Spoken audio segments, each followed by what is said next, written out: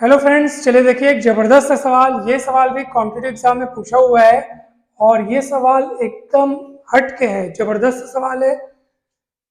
एक द्विघात समीकरण x square plus P x plus Q बराबर 0 में यदि एक्स का गुणांक 13 के स्थान पर 17 ले लिया जाए तो समीकरण के मूल -2 और -15 प्राप्त होते हैं। अतः समीकरण के वास्तविक मूल क्या है, अर्थात ये चेंजेस करने से पहले अपने ओरिजिनल फॉर्म में जब समीकरण था तब उस स्थिति में उसके मूल क्या है वो आपको बताना है। दोस्तों देखिए, आपको ये समीकरण इस रूप में दिया हुआ है, मैं इसको पहले लिखता हूं, ठीक है। अब जब मैंने इसको लिख दिया तो आप सभी को पता होगा कि दोनों मूलों का गुणनफल, ठीक है, चाहे वो मूल आप, जैसे मैं अल्फा बीटा मान लेता हूँ, चलो दोनों मूलों को, दोनों मूलों का गुणनफल क्या होता है, सी बटे ए। यहाँ सी की जगह क्यू दिख रहा है, ए की जगह 1 दिख रहा है, ठीक है। अब सुनिए, प्रश्नानुसार चेंजेस कहाँ की जा रही है, एक्स के गुणांक में, जो कि 13 से 17 हो जा रहा है।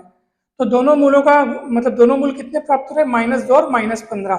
तो चेंजेस आप यहाँ कर रहे हो, अर्थात चेंजेस सिर्फ पी की जगह हो रहा है, क्यू की जगह नहीं हो रहा है। बोल रहा है एक्स के गुणांक में चेंजेस कर दिया जाए, यानी ये क्यू जो है वो 10 का 10 रहेगा, चेंजेस करने के पहले भी बाद में भी, क्योंकि चेंजेस केवल अपन यहाँ कर रहे हैं।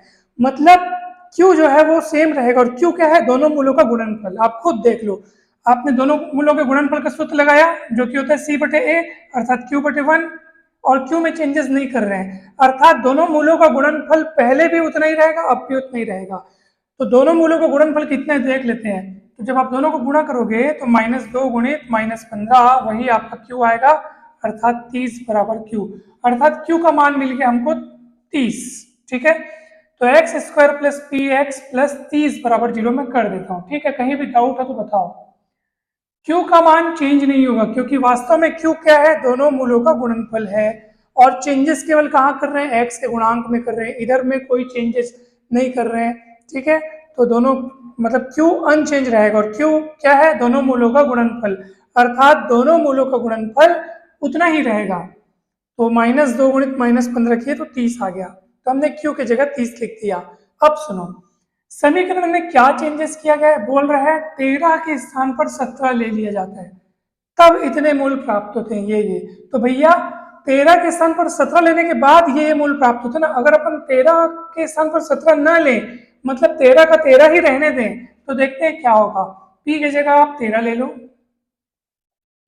और इस समीकरण को अब आप हल करो, तो ये आपका ओरिजिनल समीकरण बन गया।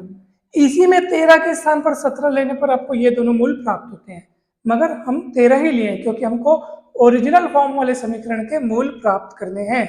अब आप दिमाग लगाइए, जोड़ने घटाने पर 13 आना चाहिए, गुणा करने पर 30 आना चाहिए। 10 या 30 और 10 3 13। आप इसको तोड़ के लिख सकते हैं 10x प्लस 3x।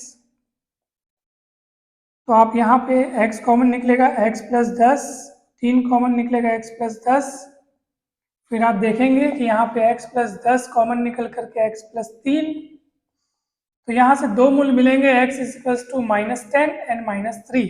अब आप देख लीजिए कि ये ऑप्शन में कहाँ दिए हैं, ऑप्शन सी में ये दिए हैं, तो आपका ऑप्शन सी सही होगा। दोस्तों मुझे पूरी उम्मीद है कि ये सवाल आपको बहुत अच्छे से समझ में आया होगा, क्योंकि बदलाव केवल कहाँ किया जा रहा है, x के गुणांक में, यहाँ कोई बदलाव नहीं है। और वास्तव में q क्या है, दोनों मूलों का गुणनफल है, यानी दोनों मूलों का गुणनफल फिक्स रहेगा, ठीक है। तो देख लो, ये जो दोनों मूल आए हैं -10 और -3, इनका गुणनफल वही है जो इनका गुणनफल है। -15 गुणित -2 करोगे तब भी मतलब +30 आएगा, ठीक है। और -10 गुणित -3 करोगे तब भी इसका मान 30 आएगा, +30 आएगा, जो कि क्यू का मान है। 30 बोलो चाहे +30, ठीक है, तो जो कि क्यू का मान है। तो आपने अच्छे से समझा, मुझे पूरी उम्मीद है कि आपको बहुत अच्छे से समझ में आएगा। अगर वीडियो अच्छा लगा हो तो लाइक करके चैनल को सब्सक्राइब करें। किसी भी कॉम्पिटिटिव एग्जाम की तैयारी के लिए ये चैनल आपको बहुत हेल्प करेगा। इस चैनल पर जा करके आप विभिन्न प्लेलिस्ट में अनेक वीडियोस देख सकते हैं। आपको व्याख्याता भर्ती परीक्षा, पीएससी, व्यापम, सेट एग्जाम सभी के लिए अलग अलग प्लेलिस्ट में मिलेगी, और आप जरूर जाइए, खूब सारे वीडियोस देखिए और वीडियोस को दोस्तों के साथ शेयर कीजिए। Thank you so much.